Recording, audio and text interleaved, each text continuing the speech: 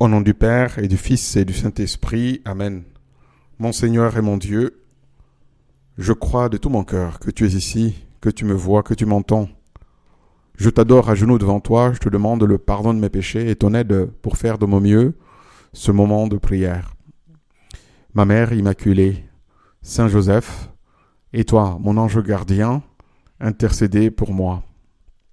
Il y a des paroles, Seigneur Jésus, dans ton évangile, qui nous paraissent tellement belles qu'elles risquent de devenir banales.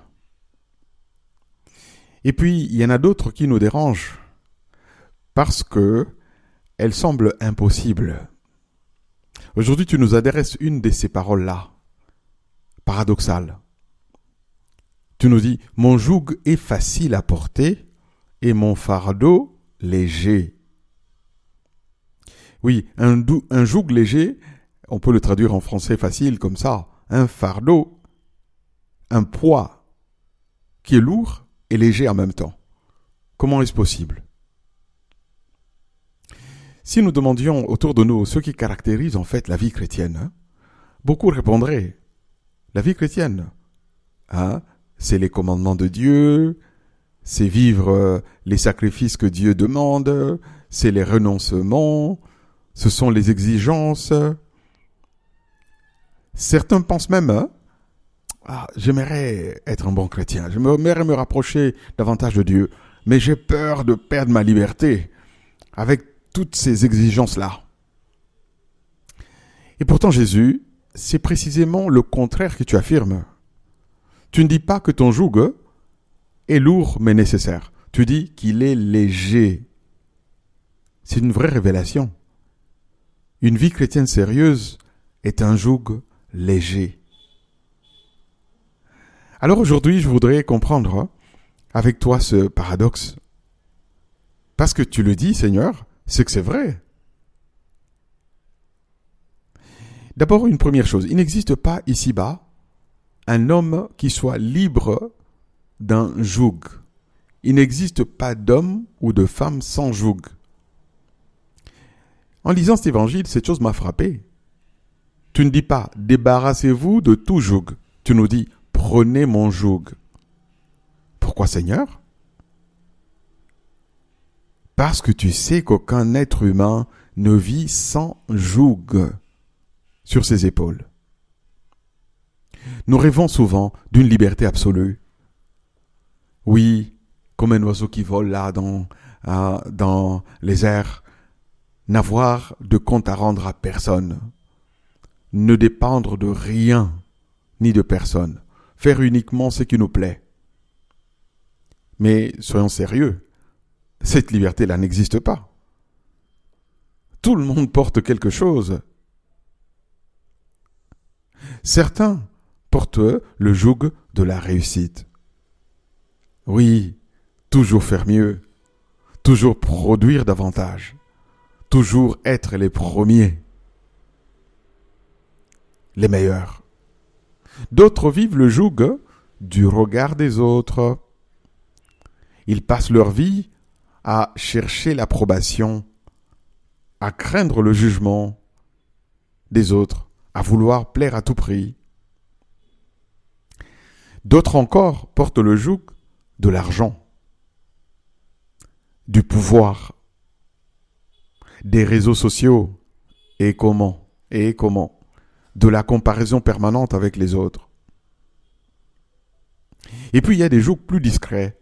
Oui, ils sont plus discrets ceux-ci.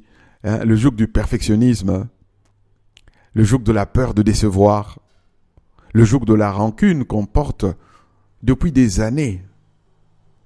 Le besoin de tout contrôler, c'est un autre joug. Tous ces jougs-là promettent une chose. Tu seras heureux si tu me portes. Mais la réalité, c'est que peu à peu, ces jougs-là nous épuisent. Ils promettent la liberté et puis ils fabriquent des esclaves. Ô Jésus, viens à notre aide. Ô Jésus, viens à notre aide. Aide-nous à porter ton joug, le seul joug qui en vaut la peine. Parce que tu le portes avec nous. Au fond, Jésus, pourquoi tu dis que ton joug est léger?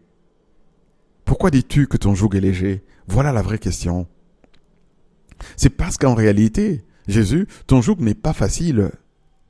Tu nous demandes, entre autres, de pardonner, toujours. Tu nous demandes d'aimer nos ennemis. Tu nous demandes de porter notre croix. Tu nous demandes de servir les autres habituellement. Tu nous demandes de renoncer à notre orgueil. Est-ce que tout ça est facile?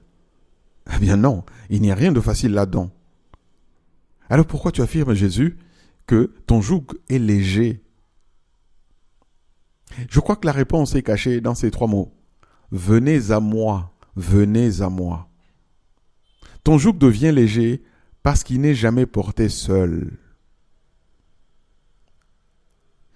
À l'époque de Jésus, il semble qu'un jeune bœuf apprenait à travailler en étant attelé à un animal bien plus fort, plus expérimenté à la tâche. Le plus robuste, pour ainsi dire, portait le plus jeune, portait la grande partie de l'effort et guidait le plus jeune. Quelle magnifique image, celle-là. Tu ne me demandes pas, Seigneur, de tirer la charrue tout seul. Non, tu viens sous le même joug que moi. Tu portes ce que je ne peux pas porter. Tu soutiens ce qui m'écrase. Tu avances à mon rythme. C'est beau ça. Jésus, tu avances à mon rythme. Finalement, le miracle n'est pas que le joug soit devenu léger. Le miracle, c'est que tu le portes avec moi. Je me souviens maintenant de la bienheureuse Guadalupe Ortiz de Landazuri. C'est une fidèle de l'Opus Dei, une numéraire de l'Opus Dei qui a été béatifiée il y a quelques années. Elle écrivait à Saint José-Maria dans ses lettres, au début de sa vocation, elle dit « Père, je ne sens pas le poids de ma vie. On dirait que tout est facile. Je ne sais même pas ce que j'offre au Seigneur. » Dans une de ses lettres, elle s'exclame ainsi « Je ne sais pas ce que j'offre au Seigneur parce que on dirait que pour moi, tout est comme facile. » Eh bien, cela s'appelle porter le joug avec Jésus, de sorte que lui, il porte davantage et on marche légère. Qu'est-ce qui nous fatigue vraiment? Alors, une petite boutade. Alors, on raconte qu'un homme montait dans un train avec un énorme sac sur les épaules. Le train démarre. Quelques minutes plus tard, un autre voyageur lui demande « Mais pourquoi gardez-vous ce lourd sac sur le dos? Posez-le à terre, vous serez plus à l'aise. » L'homme répond « Non, tout sérieux, non. Je ne veux pas que le train ait à porter mon sac en plus de moi. » Bon, on sourit, nous sourions aussi. On sourit. Eh bien, c'est une boutade. Et pourtant, combien de fois faisons-nous exactement cela avec Dieu? Nous lui confions notre vie, mais nous gardons nos inquiétudes avec nous. Nous croyons en lui, mais nous voulons continuer à tout contrôler, sans nous abandonner en lui. Nous prions, mais nous refusons de déposer ce qui nous écrase dans les bras de Dieu. Comme si Jésus n'était pas assez capable de porter aussi notre fardeau. Seigneur, combien de fois des poids inutiles comme cela, je continue à les porter, alors que tu me demandes simplement de venir à toi et de me reposer en toi. Jésus, aujourd'hui, je comprends un peu mieux cette phrase qui me paraissait impossible. Tu ne me demandes pas une vie sans croix. Tu ne me promets pas une existence sans responsabilité. Tu ne supprimes pas toutes les difficultés, mais tu m'offres quelque chose de beaucoup plus grand. Tu portes le joug avec moi. Alors, je voudrais te demander une grâce. Ô Jésus, apprends-moi à reconnaître les faux jougs qui alourdissent ma vie. Eh oui, le besoin d'être admiré, la peur de l'avenir, l'orgueil, le désir de tout maîtriser. les attachements qui me prennent mon cœur. Et donne-moi le courage, Seigneur, de les échanger contre le tien, contre ton joug, parce que ton joug à toi est celui de l'amour. Et l'amour, même lorsqu'il coûte, comme celui d'une mère, pour élever les enfants. Et l'amour, même lorsqu'il coûte, ne pèse jamais, comme l'égoïsme. Seigneur, je veux marcher avec toi, non parce que ton chemin est le plus facile, mais parce qu'il est le seul où je ne marche jamais seul. Ah, il vaut la peine de réécouter cela. Seigneur, je veux marcher avec toi. Non parce que ton chemin est le plus facile, mais parce qu'il est le seul où je ne marche jamais seul.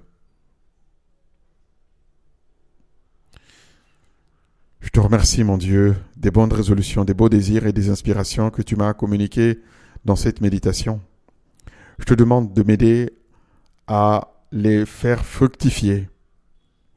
Ma mère immaculée, Saint Joseph, et toi, mon ange gardien, accompagnez-moi toujours en chemin